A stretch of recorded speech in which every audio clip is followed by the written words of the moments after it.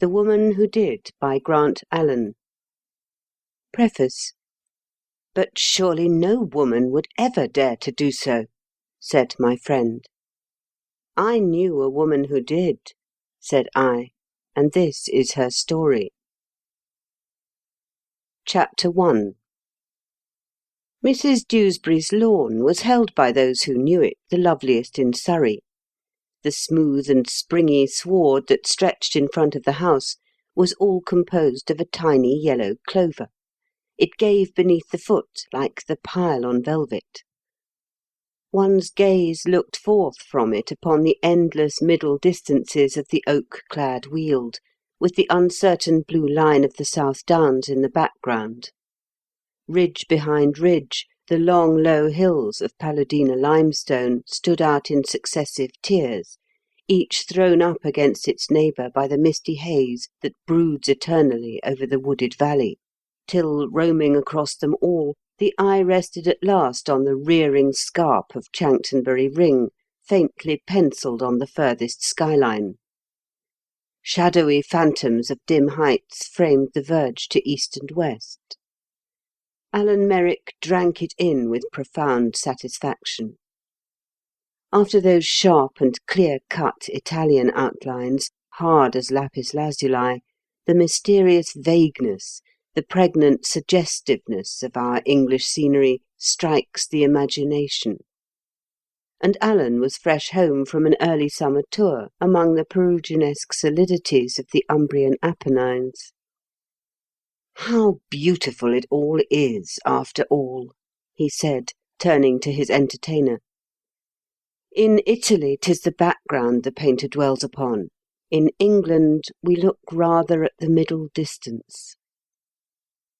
Mrs. Dewsbury darted round her the restless eye of a hostess, to see upon whom she could socially bestow him. "Oh, come this way," she said, sweeping across the lawn towards a girl in a blue dress at the opposite corner. "You must know our newcomer. I want to introduce you to Miss Barton from Cambridge. She's such a nice girl, too. The Dean of Dunwich's daughter." Alan Merrick drew back with a vague gesture of distaste. "Oh, thank you," he replied. "But, do you know, I don't think I like deans, Mrs. Dewsbury." Mrs. Dewsbury's smile was recondite and diplomatic. "Then you'll exactly suit one another," she answered with gay wisdom. "For to tell you the truth, I don't think she does either." The young man allowed himself to be led with a passive protest in the direction where Mrs. Dewsbury so impulsively hurried him. He heard that cultivated voice murmuring in the usual inaudible tone of introduction, "Miss Barton, Mr. Alan Merrick." Then he raised his hat. As he did so, he looked down at Herminia Barton's face with a sudden start of surprise. Why, this was a girl of most unusual beauty. She was tall and dark, with abundant black hair richly waved above the ample forehead, and she wore a curious oriental-looking navy-blue robe of some soft woollen stuff that fell in natural folds and set off to the utmost the lissom grace of her rounded figure. It was a sort of sleeveless sack, embroidered in front with arabesques in gold thread, and fastened obliquely 2 inches below the waist with a belt of gilt braid and a clasp of Moorish jewel-work. Beneath it a bodice of darker silk showed at the arms and neck, with loose sleeves in keeping. The whole costume, though quite simple in style, a compromise either for afternoon or evening, was charming in its novelty, charming, too, in the way it permitted the utmost liberty and variety of movement to the lithe limbs of its wearer. But it was her face, particularly, that struck Alan Merrick at first sight. That face was, above all things, the face of a free woman. Something so frank and fearless shone in Herminia's glance as her eye met his, that Alan, who respected human freedom above all other qualities in man or woman, was taken on the spot by its perfect air of untrammelled liberty. Yet it was subtle and beautiful too, undeniably beautiful. Herminia Barton's features, I think, were even more striking in their way in later life, when sorrow had stamped her, and the mark of her willing martyrdom for humanity's sake was deeply printed upon them. But their beauty then was the beauty of holiness, which not all can appreciate. In her younger days, as Alan Merrick first saw her, she was beautiful still with the first flush of health and strength and womanhood in a free and vigorous English girl's body. A certain lofty serenity, not untouched with pathos, seemed to strike the keynote. But that was not all. Some hint of every element in the highest loveliness met in that face and form: physical, intellectual, emotional, moral. "You'll like him, Herminia," Mrs. Dewsbury said, nodding. "He's one of your own kind, as dreadful as you are, very free and advanced, a perfect firebrand. In fact, my dear child, I don't know which of you makes my hair stand on end most." And with that introductory hint, she left the pair forthwith to their own devices. Mrs. Dewsbury was right. It took those two but little time to feel quite at home with one another. Built of similar mould, each seemed instinctively to grasp what each was aiming at. 2 or 3 turns pacing up and down the lawn, 2 or 3 steps along the box-covered path at the side, and they read one another perfectly. For he was true man, and she was real woman. "Then you were at Girton?" Alan asked, as he paused with one hand on the rustic seat that looks up towards Leith Hill and the heather-clad moorland. "Yes, at Girton," Herminia answered, sinking easily upon the bench, and letting one arm rest on the back in a graceful attitude of unstudied attention. "But I didn't take my degree," she went on hurriedly, as one who is anxious to disclaim some too great honour thrust upon her. "I didn't care for the life. I thought it cramping. You see, if we women are ever to be free in the world, we must have in the end a freeman's education. But the education at Girton made only a pretence at freedom. At heart, our girls were as enslaved to conventions as any girls elsewhere. The whole object of the training was to see just how far you could manage to push a woman's education without the faintest danger of her emancipation." "You're right," Alan answered briskly, for the point was a pet one with him. "I was an Oxford man myself, and I know that servitude.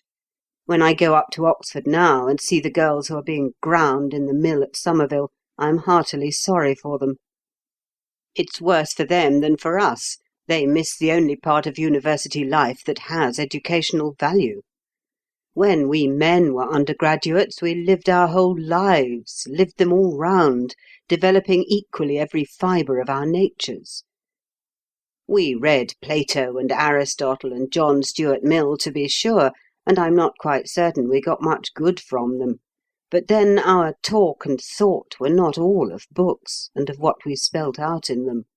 We rode on the river, we played in the cricket field, we lounged in the billiard rooms, we ran up to town for the day, we had wine in one another's rooms after hall in the evening, and behaved like young fools, and threw oranges wildly at one another's heads, and generally enjoyed ourselves. It was all very silly and irrational, no doubt, but it was life, it was reality, while the pretended earnestness of those pallid Somerville girls is all an affectation of one-sided culture." "That's just it," Herminia answered, leaning back on the rustic seat like David's Madame Recamier. "You put your finger on the real blot when you said those words, 'developing equally every fibre of your natures.' That's what nobody yet wants us women to do. They're trying hard enough to develop us intellectually, but morally and socially they want to mew us up just as close as ever. And they won't succeed. The zenana must go. Sooner or later, I'm sure, if you begin by educating women, you must end by emancipating them. So I think too, Alan answered, growing every moment more interested. And for my part, it's the emancipation, not the mere education, that most appeals to me. Yes, I've always felt that, Herminia went on, letting herself out more freely, for she felt she was face to face with a sympathetic listener. And for that reason, it's the question of social and moral emancipation that interests me far more than the mere political one. Women's rights, as they call it. Of course, I'm a member of all the women's franchise leagues and everything of that sort. They can't afford to do without a single friend's name on their lists at present. But the vote is a matter that troubles me little in itself. What I want is to see women made fit to use it. After all, political life fills but a small and unimportant part in our total existence. It's the perpetual pressure of social and ethical restrictions that most weighs down women. Alan paused and looked hard at her. And they tell me, he said in a slow voice, you're the Dean of Dunwich's daughter. Herminia laughed lightly, a ringing girlish laugh. Alan noticed it with pleasure. He felt at once that the iron of Girton had not entered into her soul, as into so many of our modern young women's.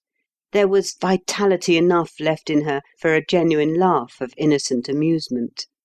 "Oh, yes," she said merrily. "That's what I always answer to all possible objectors to my ways and ideas. I reply with dignity, I was brought up in the family of a clergyman of the Church of England." "And what does the Dean say to your views?" Alan interposed doubtfully. Herminia laughed again. If her eyes were profound, 2 dimples saved her. "I thought you were with us," she answered with a twinkle. "Now I begin to doubt it. You don't expect a man of 22 to be governed in all things, especially in the formation of his abstract ideas, by his father's opinions? Why then a woman?" "Why, indeed?" Alan answered. "There I quite agree with you. I was thinking not so much of what is right and reasonable as of what is practical and usual. For most women, of course, are, well, more or less dependent upon their fathers." "But I am not," Herminia answered, with a faint suspicion of just pride in the undercurrent of her tone. "That's in part why I went away so soon from Girton. I felt that if women are ever to be free, they must first of all be independent. It is the dependence of women that has allowed men to make laws for them socially and ethically. So I wouldn't stop at Girton, partly because I felt the life was one-sided. Our girls thought and talked of nothing else on earth except Herodotus, trigonometry, and the higher culture. But partly also because I wouldn't be dependent on any man, not even my own father. It left me freer to act and think as I would, so I threw Girton overboard and came up to live in London." "I see," Alan replied. "You wouldn't let your schooling interfere with your education. And now you support yourself?" he went on quite frankly. Herminia nodded assent. "Yes, I support myself," she answered. "In part by teaching at a high school for girls, and in part by doing a little hack work for newspapers." "Then you're just down here for your holidays, I suppose?" Alan put in, leaning forward. "Yes, just down here for my holidays. I've lodgings on the Holmwood, in such a dear old thatched cottage. Roses peep in at the porch, and birds sing on the bushes. After a term in London, it's a delicious change for one." "But are you alone?" Alan interposed again, still half hesitating. Herminia smiled once more. His surprise amused her. "Yes, quite alone," she answered. "But if you seem so astonished at that, I shall believe you and Mrs. Dewsbury have been trying to take me in, and that you're not really with us. Why shouldn't a woman come down alone to pretty lodgings in the country?" "Why not, indeed?" Alan echoed in turn.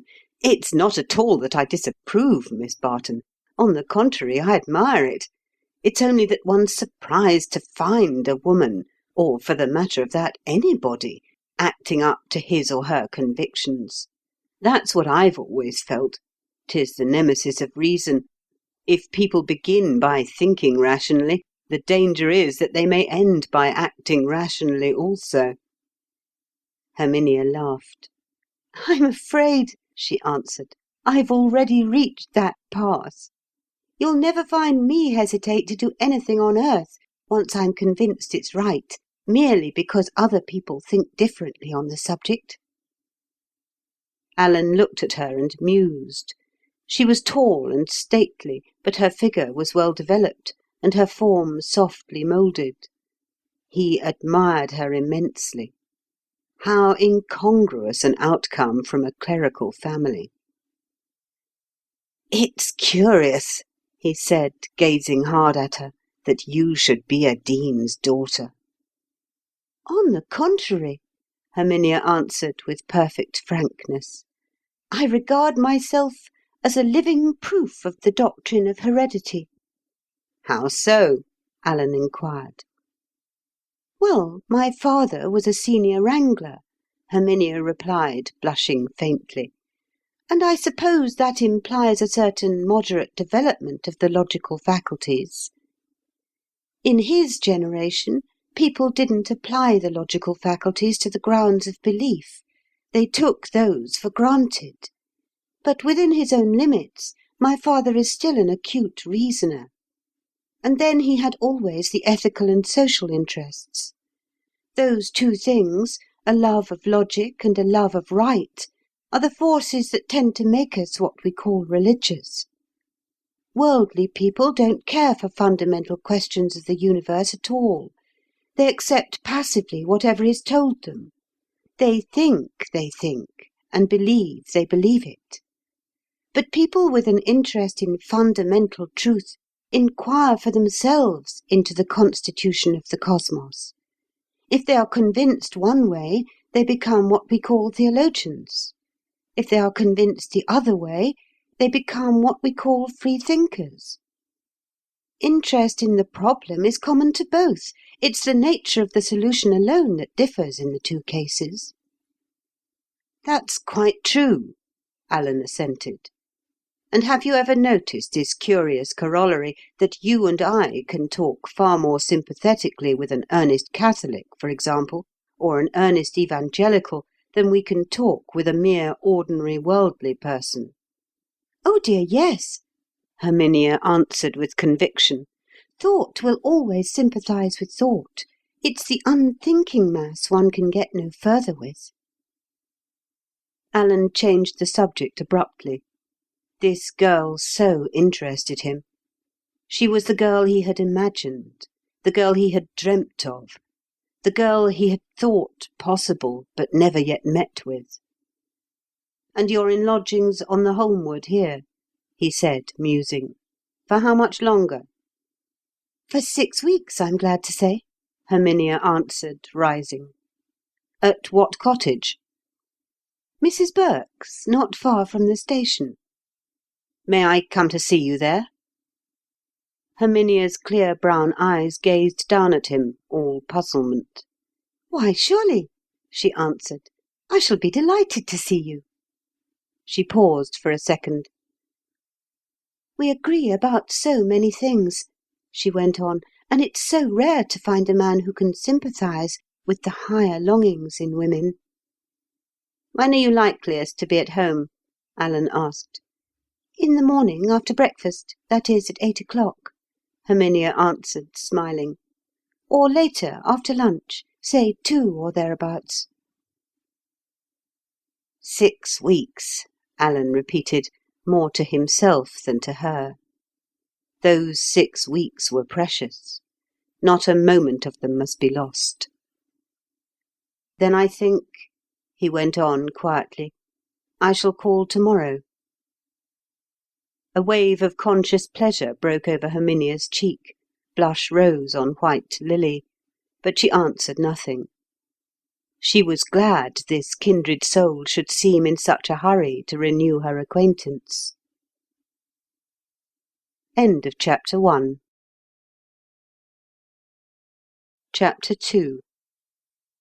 Next afternoon, about 2 o'clock, Alan called with a tremulous heart at the cottage. Herminia had heard not a little of him meanwhile from her friend Mrs. Dewsbury. "He's a charming young man, my dear," the woman of the world observed with confidence. "I felt quite sure you'd attract one another. He's so clever and advanced, and everything that's dreadful. Just like yourself, Herminia. But then he's also very well connected. That's always something, especially when one's an oddity. You wouldn't go down one bit yourself, dear, if you weren't a dean's daughter. The shadow of a cathedral steeple covers a multitude of sins. Mr. Merrick's the son of the famous London gout doctor. You must know his name. All the royal dukes flock to him. He's a barrister himself, and in excellent practice. You might do worse, do you know, than to go in for Alan Merrick?" Herminia's lip curled an almost imperceptible curl as she answered gravely, "I don't think you quite understand my plans in life, Mrs. Dewsbury. It isn't my present intention to go in for anybody." But Mrs. Dewsbury shook her head. She knew the world she lived in. "Ah, I've heard a great many girls talk like that beforehand," she answered at once with her society glibness. "But when the right man turned up, they soon forgot their protestations. It makes a lot of difference, dear, when a man really asks you." Herminia bent her head. "You misunderstand me," she replied. "I don't mean to say I will never fall in love. I expect to do that. I look forward to it, frankly. It is a woman's place in life. I only mean to say, I don't think anything will ever induce me to marry. That is to say, legally." Mrs. Dewsbury gave a start of surprise and horror. She really didn't know what girls were coming to nowadays, which, considering her first principles, was certainly natural. But if only she had seen the conscious flush with which Herminia received her visitor that afternoon, she would have been confirmed in her belief that Herminia, after all, in spite of her learning, was much like other girls. In which conclusion Mrs. Dewsbury would not in the end have been fully justified. When Alan arrived, Herminia sat at the window by the quaintly clipped box-tree, a volume of verse held half-closed in her hand, though she was a great deal too honest and transparent to pretend she was reading it. She expected Alan to call in accordance with his promise, for she had seen at Mrs. Dewsbury's how great an impression she produced upon him, and having taught herself that it was every true woman's duty to avoid the affectations and self-deceptions which the rule of man has begotten in women, she didn't try to conceal from herself the fact that she, on her side, was by no means without interest in the question how soon he would pay her his promised visit. As he appeared at the rustic gate in the privet hedge, Herminia looked out and changed colour with pleasure when she saw him push it open. "Oh, how nice of you to look me up so soon!" she cried, jumping from her seat, with just a glance at the glass, and strolling out bareheaded into the cottage garden. "Isn't this a charming place? Only look at our hollyhocks. Consider what an oasis after 6 months in London." She seemed even prettier than last night in her simple white morning dress, a mere ordinary English gown, without affectation of any sort, yet touched with some faint reminiscence of a flowing Greek chiton. Its half-classical drapery exactly suited the severe regularity of her pensive features and her graceful figure. Alan thought, as he looked at her, he had never before seen anybody who appeared at all points so nearly to approach his ideal of womanhood. She was at once so high in type, so serene, so tranquil, and yet so purely womanly. "Yes, it is a lovely place," he answered, looking around at the clematis that drooped from the gable ends. "I'm staying myself with the Watertons at the park, but I'd rather have this pretty little rose-bowered garden than all their balustrades and Italian terraces. The cottagers have chosen the better part. What gillyflowers and what columbines! And here you look out so directly on the common. I love the gorse and the bracken. I love the stagnant pond. I love the very geese that tug hard at the silverweed. They make it all seem so deliciously English." "Shall we walk to the ridge?" Herminia asked with a sudden burst of suggestion. "It's too rare a day to waste a minute of it indoors. I was waiting till you came. We can talk all the freer for the fresh air on the hilltop." Nothing could have suited Alan Merrick better, and he said so at once. Herminia disappeared for a moment to get her hat. Alan observed almost without observing it that she was gone but for a second. She asked none of that long interval that most women require for the simplest matter of toilet. She was back again almost instantly, bright and fresh and smiling, in the most modest of hats, set so artlessly on her head that it became her better than all art could have made it. Then they started for a long stroll across the breezy common, yellow in places with upright spikes of small summer furze, and pink with wild pea blossom. Bees buzzed, broom crackled, the chirp of the field cricket rang shrill from the sandbanks. Herminia's light foot tripped over the spongy turf. By the top of the furthest ridge, looking down on North Holmwood Church, they sat side by side for a while on the close short grass, brocaded with daisies, and gazed across at the cropped sward of Denbies and the long line of the North Downs stretching away towards Reigate. Tender greys and greens melted into one another on the larches hard by. Betchworth chalk pit gleamed dreamy white in the middle distance. They had been talking earnestly all the way, like two old friends together, for they were both of them young, and they felt at once that nameless bond which often draws one closer to a new acquaintance at first sight than years of converse. "How seriously you look at life!" Alan cried at last, in answer to one of Herminia's graver thoughts. "I wonder what makes you take it so much more earnestly than all other women." "It came to me all at once when I was about 16," Herminia answered with quiet composure, like one who remarks upon some objective fact of external nature.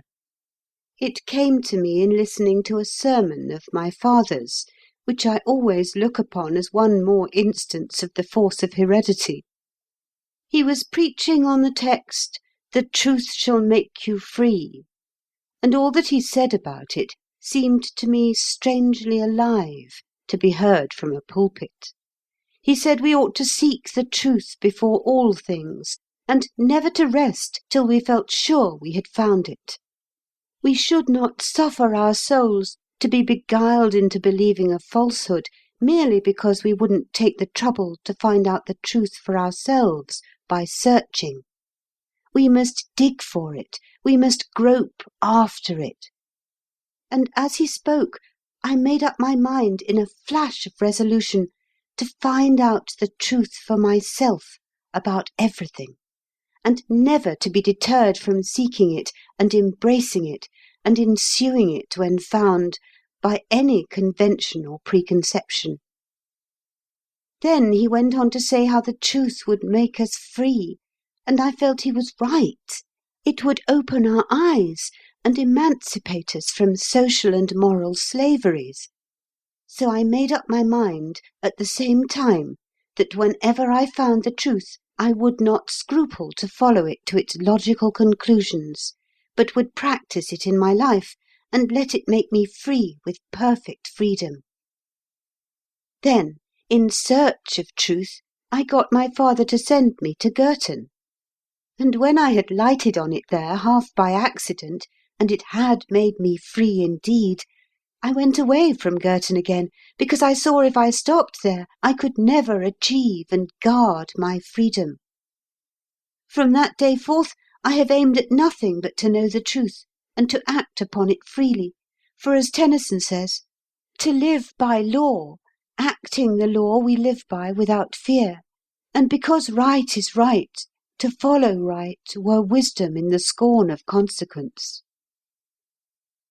She broke off suddenly, and looking up, let her eye rest for a second on the dark thread of clambering pines that crest the down just above Brockham. "This is dreadfully egotistical," she cried, with a sharp little start. "I ought to apologise for talking so much to you about my own feelings." Alan gazed at her and smiled. "Why apologise?" he asked, "for managing to be interesting?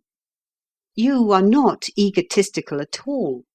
What you are telling me is history, the history of a soul, which is always the one thing on earth worth hearing. I take it as a compliment that you should hold me worthy to hear it. It is a proof of confidence. Besides," he went on after a second's pause, "I am a man, you are a woman. Under those circumstances, what would otherwise be egotism becomes common and mutual. When two people sympathise with one another, all they can say about themselves loses its personal tinge and merges into pure human and abstract interest." Herminia brought back her eyes from infinity to his face. "That's true," she said frankly. "The magic link of sex that severs and unites us makes all the difference. And indeed, I confess I wouldn't so have spoken of my inmost feelings to another woman." End of chapter 2. Chapter 3. From that day forth, Alan and Herminia met frequently. Alan was given to sketching, and he sketched a great deal in his idle times on the common. He translated the cottages from real estate into poetry. On such occasions, Herminia's walks often led her in the same direction. For Herminia was frank, she liked the young man, and, the truth having made her free, she knew no reason why she should avoid or pretend to avoid his company. She had no fear of that sordid, impersonal goddess who rules Philistia. It mattered not to her what people said, or whether or not they said anything about her. Aiunt quid aiunt, aiant, was her motto. Could she have known to a certainty that her meetings on the common with Alan Merrick had excited unfavourable comment among the old ladies of Holmwood, the point would have seemed to her unworthy of an emancipated soul's consideration. She could estimate at its true worth the value of all human criticism upon human action. So day after day she met Alan Merrick, half by accident, half by design, on the slopes of the Holmwood. They talked much together, for Alan liked her and understood her. His heart went out to her. Compact of like clay, he knew the meaning of her hopes and aspirations. Often as he sketched he would look up and wait, expecting to catch the faint sound of her light step, or see her lithe figure poised breezy against the sky on the neighbouring ridges. Whenever she drew near, his pulse thrilled at her coming. A somewhat unusual experience with Alan Merrick. For Alan, though a pure soul in his way, and mixed of the finer paste, was not quite like those best of men who are, so to speak, born married. A man with an innate genius for loving and being loved cannot long remain single. He must marry young, or at least, if he does not marry, he must find a companion, a woman to his heart, a help that is meet for him. What is commonly called prudence in such concerns is only another name for vice and cruelty. The purest and best of men necessarily mate themselves before they are 20. As a rule, it is the selfish, the mean, the calculating, who wait, as they say, till they can afford to marry. That vile phrase scarcely veils hidden depths of depravity. A man who is really a man, and who has a genius for loving, must love from the very first, and must feel himself surrounded by those who love him. 'Tis the first necessity of life to him. Bread, meat, raiment, a house, an income, rank far second to that prime want in the good man's economy. But Alan Merrick, though an excellent fellow in his way, and of noble fibre, was not quite one of the first, the picked souls of humanity. He did not count among the finger-posts who point the way that mankind will travel, though Herminia always thought him so. That was her true woman's gift of the highest idealising power. Indeed, it adds, to my mind, to the tragedy of Herminia Barton's life, that the man for whom she risked and lost everything was never quite worthy of her, and that Herminia to the end not once suspected it. Alan was over 30, and was still looking about him. That alone, you will admit, is a sufficiently grave condemnation. That a man should have arrived at the ripe age of 30, and not yet have lighted upon the elect lady, the woman without whose companionship life would be to him unendurable, is in itself a strong proof of much underlying selfishness, or, what comes to the same thing, of a calculating disposition. The right sort of man doesn't argue with himself at all on these matters. He doesn't say with selfish coldness, "I can't afford a wife," or "If I marry now, I shall ruin my prospects." He feels and acts. He mates like the birds because he can't help himself. A woman crosses his path who is to him indispensable, a part of himself, the needful complement of his own personality, and without heed or hesitation he takes her to himself, lawfully or unlawfully, because he has need of her. That is how nature has made us.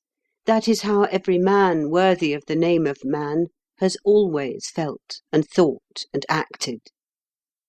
The worst of all possible and conceivable checks upon population is the vile one which Malthus glossed over as the prudential, and which consists in substituting prostitution for marriage through the spring-tide of one's manhood. Alan Merrick, however, was over 30 and still unmarried. More than that, he was heart-free, a very evil record. And, like most other unmarried men of 30, he was a trifle fastidious. He was looking about him. That means to say, he was waiting to find some woman who suited him. No man does so at 20. He sees and loves. But Alan Merrick, having let slip the golden moment when nature prompts every growing youth to fling himself with pure devotion at the feet of the first good angel who happens to cross his path and attract his worship, had now outlived the early flush of pure passion, and was thinking only of comfortably settling himself. In one word, when a man is young, He asks himself with a thrill what he can do to make happy this sweet soul he loves. When he has let that critical moment flow by him unseized, he asks only in cold blood what woman will most agreeably make life run smooth for him. The first stage is pure love, the second pure selfishness. Still, Alan Merrick was now getting on in his profession, and as people said, it was high time he should be settled. They said it as they might have said it was high time he should take a business partner. From that lowest depth of emotional disgrace, Herminia Barton was to preserve him. It was her task in life, though she knew it not, to save Alan Merrick's soul. And nobly she saved it. Alan, looking about him, with some fine qualities of nature underlying in the background that mean social philosophy of the class from which he sprang, fell frankly in love almost at first sight with Herminia. He admired and respected her. More than that, he understood her. She had power in her purity to raise his nature for a time to something approaching her own high level.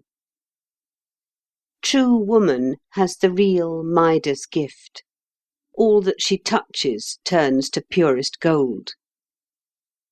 Seeing Herminia much and talking with her, Alan could not fail to be impressed with the idea that here was a soul which could do a great deal more for him than make him comfortable, which could raise him to moral heights he had hardly yet dreamt of, which could wake in him the best of which he was capable. And watching her thus, he soon fell in love with her, as few men of 30 are able to fall in love for the first time, as the young man falls in love, with the unselfish energy of an unspoilt nature. He asked no longer whether Herminia was the sort of girl who could make him comfortable. He asked only, with that delicious tremor of self-distrust which belongs to naive youth, whether he dare offer himself to one so pure and good and beautiful. And his hesitation was justified, for our sordid England has not brought forth many such serene and single-minded souls as Herminia Barton. At last, one afternoon, they had climbed together the steep red face of the sandy slope that rises abruptly from the Holmwood towards Leith Hill, by the Robin Gate entrance. Near the top, they had seated themselves on a carpet of sheep sorrel, looking out across the imperturbable expanse of the Weald and the broad pastures of Sussex. A solemn blue haze brooded soft over the land. The sun was sinking low. Oblique afternoon lights flooded the distant South Downs. Their combes came out aslant in saucer-shaped shadows. Alan turned and gazed at Herminia. She was hot with climbing, and her calm face was flushed. A town-bred girl would have looked red and blousy, but the colour and the exertion just suited Herminia. On that healthy brown cheek it seemed natural to discern the visible marks of effort. Alan gazed at her with a sudden rush of untrammelled feeling. The elusive outline of her grave, sweet face, the wistful eyes, the ripe, red mouth enticed him. "Oh, Herminia!" he cried, calling her for the first time by her Christian name alone. "How glad I am I happened to go that afternoon to Mrs. Dewsbury's, for otherwise perhaps I might never have known you." Herminia's heart gave a delicious bound. She was a woman, and therefore she was glad he should speak so. She was a woman, and therefore she shrank from acknowledging it. But she looked him back in the face tranquilly none the less on that account, and answered with sweet candour, "Thank you so much, Mr. Merrick." "I said Herminia," the young man corrected, smiling, yet aghast at his own audacity. and I thanked you for it," Herminia answered, casting down those dark lashes, and feeling the heart throb violently under her neat bodice. Alan drew a deep breath. "And it was that you thanked me for?" he ejaculated, tingling. "Yes, it was that I thanked you for," Herminia answered, with a still deeper rose spreading down to her bare throat. "I like you very much, and it pleases me to hear you call me Herminia. Why should I shrink from admitting it? 'Tis the truth, you know, and the truth shall make us free. I'm not afraid of my freedom." Alan paused for a second, irresolute. "Herminia," he said at last, leaning forward till his face was very close to hers, and he could feel the warm breath that came and went so quickly. "That's very, very kind of you. I needn't tell you I've been thinking a great deal about you these last 3 weeks or so. You have filled my mind, filled it to the brim, and I think you know it." Philosopher as she was, Herminia plucked a blade of grass and drew it quivering through her tremulous fingers. It caught and hesitated. "I guessed as much, I think," she answered, low but frankly. The young man's heart gave a bound. "And you, Herminia?" he asked, in an eager ecstasy. Herminia was true to the truth. "I've thought a great deal about you too, Mr. Merrick," she answered, looking down, but with a great gladness thrilling her. "I said Herminia," the young man repeated, with a marked stress on the Christian name. Herminia hesitated a second, then 2 crimson spots flared forth on her speaking face as she answered with an effort, "About you too, Alan." The young man drew back and gazed at her. She was very, very beautiful.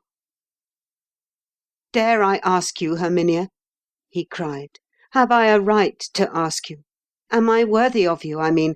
Ought I to retire as not your peer, and leave you to some man who could rise more easily to the height of your dignity?" "I've thought about that too," Herminia answered, still firm to her principles. "I've thought it all over. I've said to myself, shall I do right in monopolising him when he is so great and sweet and true and generous? Not monopolising, of course, for that would be wrong and selfish, but making you my own more than any other woman's. And I answered my own heart, yes, yes, I shall do right to accept him if he asks me, for I love him. That is enough. The thrill within me tells me so. Nature put that thrill in our souls to cry out to us with a clear voice when we had met the soul she then and there intended for us." Alan's face flushed like her own. "Then you love me!" he cried, all on fire. "And you deign to tell me so! Oh, Herminia, how sweet you are! What have I done to deserve it?" He folded her in his arms. Her bosom throbbed on his. Their lips met for a second. Herminia took his kiss with sweet submission, and made no faint pretence of fighting against it. Her heart was full. She quickened to the finger-tips. There was silence for a minute or two, the silence when soul speaks direct to soul through the vehicle of touch, the mother tongue of the affections. Then Alan leaned back once more, and hanging over her in a rapture, murmured in soft, low tones, "So, Herminia, you will be mine. You say beforehand you will take me."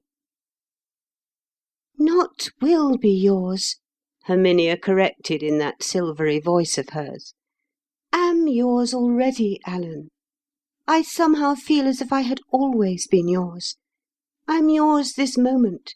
You may do what you would with me." She said it so simply, so purely, so naturally, with all the supreme faith of the good woman, enamoured, who can yield herself up without blame to the man who loves her, that it hardly even occurred to Alan's mind to wonder at her self-surrender. Yet he drew back all the same in a sudden little crisis of doubt and uncertainty. He scarcely realised what she meant. "Then, dearest," he cried tentatively, "how soon may we be married?" At sound of those unexpected words from such lips as his, a flush of shame and horror overspread Herminia's cheek. "Never!" she cried firmly, drawing away. "Oh, Alan, what can you mean by it? Don't tell me, after all I've tried to make you feel and understand, you thought I could possibly consent to marry you?" The man gazed at her in surprise. Though he was prepared for much, he was scarcely prepared for such devotion to principle. "Oh, Herminia," he cried, "you can't mean it. You can't have thought of what it entails. Surely you won't carry your ideas of freedom to such an extreme, such a dangerous conclusion." Herminia looked up at him, half hurt. "Can't have thought of what it entails," she repeated. Her dimples deepened. "Why, Alan, haven't I had my whole lifetime to think of it? What else have I thought about in any serious way, save this one great question of a woman's duty to herself and her sex and her unborn children? It's been my sole study. How could you fancy I spoke hastily or without due consideration on such a subject? Would you have me like the blind girls who go unknowing to the altar, as sheep go to the shambles? Could you suspect me of such carelessness, such culpable thoughtlessness, you, to whom I have spoken of all this so freely?" Alan stared at her, disconcerted, hardly knowing how to answer. "But what alternative do you propose, then?" he asked in his amazement. "Propose?" Herminia repeated, taken aback in her turn. It all seemed to her so plain and transparent and natural. "Why, simply that we should be friends, like any others, very dear, dear friends, with the only kind of friendship that nature makes possible between men and women." She said it so softly, with some womanly gentleness, yet with such lofty candour, that Alan couldn't help admiring her more than ever before for her translucent simplicity and directness of purpose. Yet her suggestion frightened him. It was so much more novel to him than to her. Herminia had reasoned it all out with herself, as she truly said, for years, and knew exactly how she felt and thought about it. To Alan, on the contrary, it came with the shock of a sudden surprise, and he could hardly tell on the spur of the moment how to deal with it. He paused and reflected.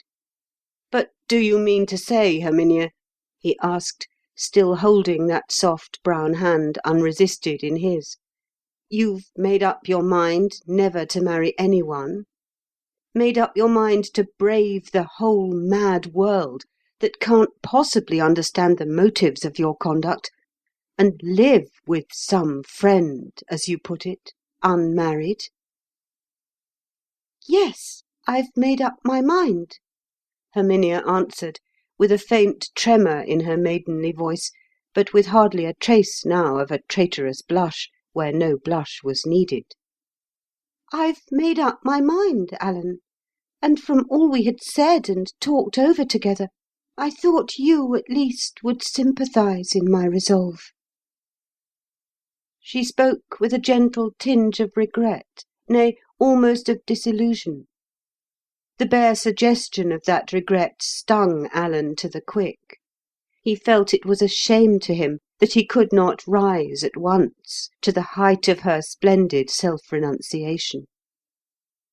"You mistake me, dearest," he answered, petting her hand in his own, and she allowed him to pet it.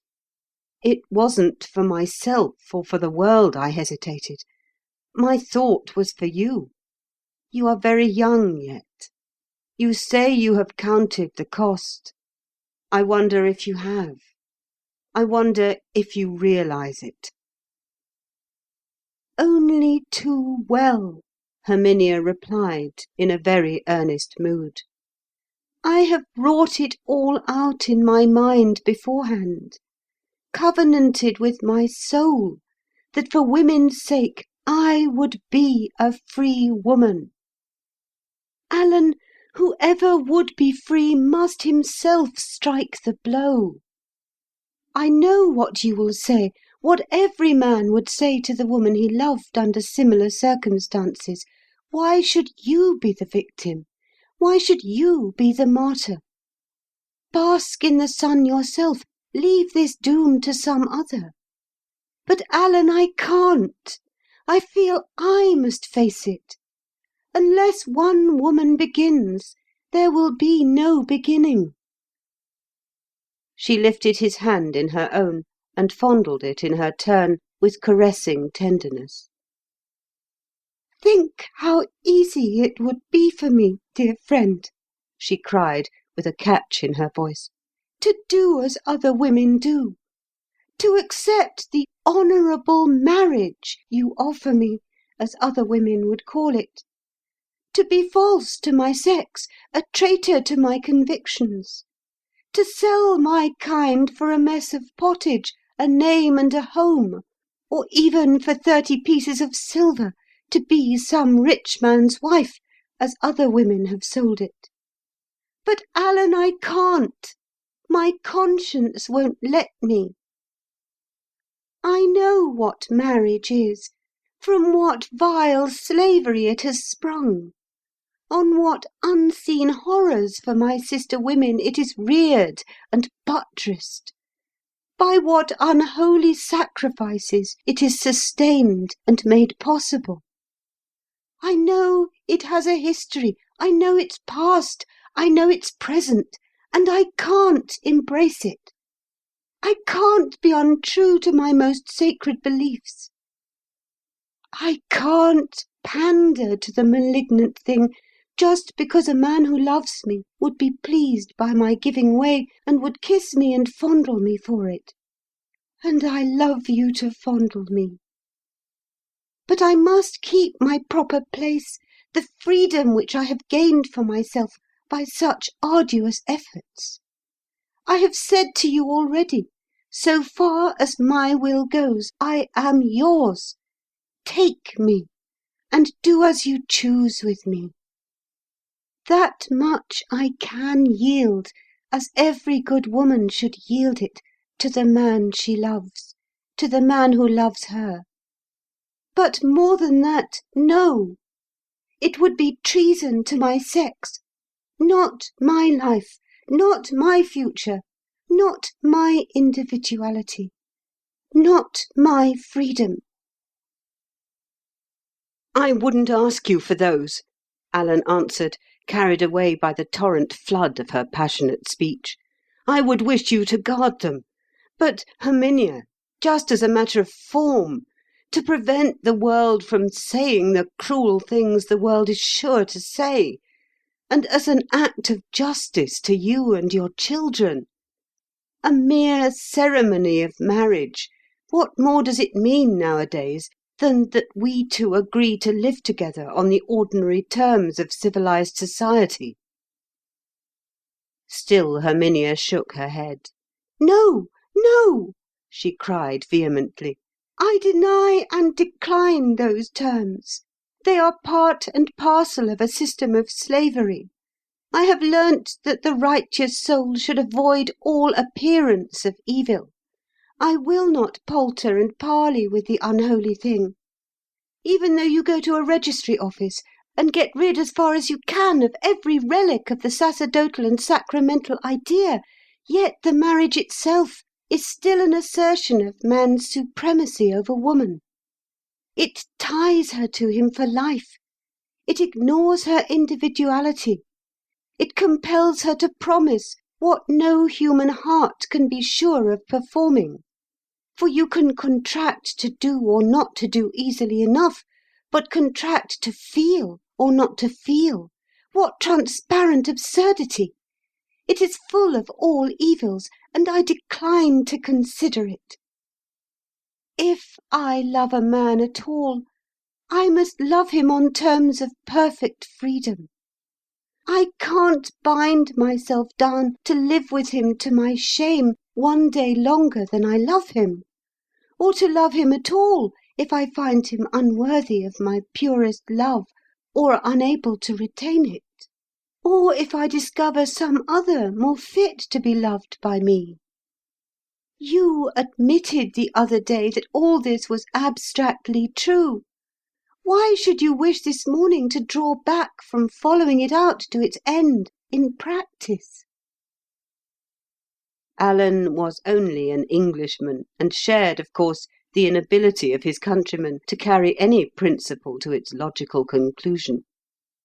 He was all for admitting that though things must really be so, yet it were prudent in life to pretend they were otherwise. This is the well-known English virtue of moderation and compromise. It has made England what she is, the shabbiest, sordidest, worst organised of nations. So he paused for a second and temporised. "It's for your sake, Herminia," he said again. "I can't bear to think of your making yourself a martyr, and I don't see how, if you act as you propose, you could escape martyrdom." Herminia looked up at him with pleading eyes. Tears just trembled on the edge of those glistening lashes. "It never occurred to me to think," she said gently but bravely, "my life could ever end in anything else but martyrdom. It must needs be so with all true lives and all good ones. For whoever sees the truth, whoever strives earnestly with all his soul to be good, must be raised many planes above the common mass of men around him. He must be a moral pioneer, and the moral pioneer is always a martyr. People won't allow others to be wiser and better than themselves, unpunished.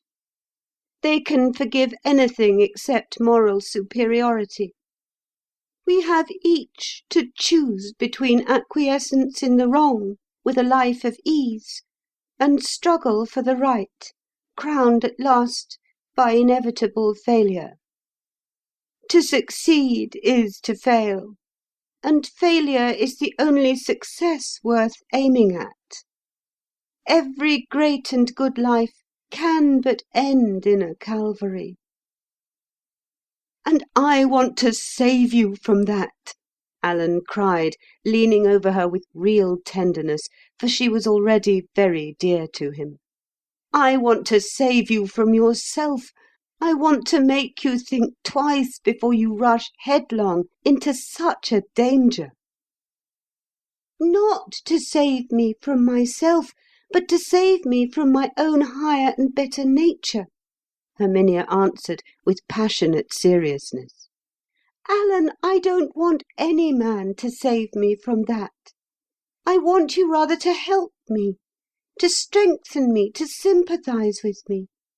I want you to love me, not for my face and form alone, not for what I share with every other woman, but for all that is holiest and deepest within me. If you can't love me for that, I don't ask you to love me. I want to be loved for what I am in myself, for the yearnings I possess that are most of all peculiar to me. I know you are attracted to me by those yearnings above everything. Why wish me untrue to them? It was because I saw you could sympathise with me in these impulses that I said to myself, here, at last, is the man who can go through life as an aid and a spur to me. Don't tell me I was mistaken. Don't belie my belief. Be what I thought you were, what I know you are. Work with me, and help me, lift me, raise me, exalt me. Take me on the sole terms on which I can give myself up to you." She stretched her arms out, pleading. She turned those subtle eyes to him, appealingly. She was a beautiful woman. Alan Merrick was human. The man in him gave way. He seized her in his clasp and pressed her close to his bosom. It heaved tumultuously. "I could do anything for you, Herminia," he cried. "And indeed I do sympathise with you. But give me at least till to-morrow to think this thing over. It is a momentous question. Don't let us be precipitate." Herminia drew a long breath. His embrace thrilled through her. "As you will," she answered with a woman's meekness. "But remember, Alan, what I say, I mean. On these terms it shall be, and upon none others.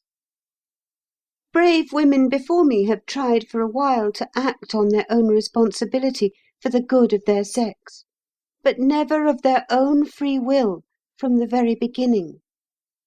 They have avoided marriage, not because they thought it a shame and a surrender, a treason to their sex, a base yielding to the unjust pretensions of men, but because there existed at the time some obstacle in their way, in the shape of the vested interest of some other woman. When Mary Godwin chose to mate herself with Shelley, she took her good name in her hands, but still there was Harriet. As soon as Harriet was dead, Mary showed she had no deep principle of action involved by marrying Shelley. When George Eliot chose to pass her life with Lewis on terms of equal freedom, she defied the man-made law, but still there was his wife to prevent the possibility of a legalised union. As soon as Lewis was dead, George Eliot showed she had no principle involved by marrying another man. Now I have the rare chance of acting otherwise. I can show the world from the very first that I act from principle, and from principle only. I can say to it, in effect, see, here is the man of my choice, the man I love truly and purely, the man any one of you would willingly have seen offering himself in lawful marriage to your own daughters. If I would, I might go the beaten way you prescribe, and marry him legally. But of my own free will I disdain that degradation. I choose rather to be free. No fear of your scorn, no dread of your bigotry, no shrinking at your cruelty, shall prevent me from following the thorny path I know to be the right one. I seek no temporal end. I will not prove false to the future of my kind in order to protect myself from your hateful indignities. I know on what vile foundations your temple of wedlock is based and built, what pitiable victims languish and die in its sickening vaults, and I will not consent to enter it. Here, of my own free will, I take my stand for the right, and refuse your sanctions. No woman that I know of has ever yet done that.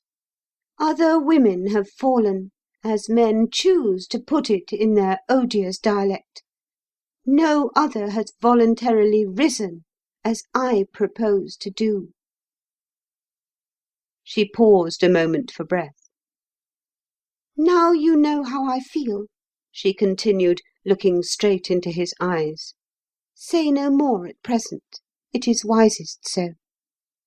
But go home and think it out, and talk it over with me to morrow." Chapter 4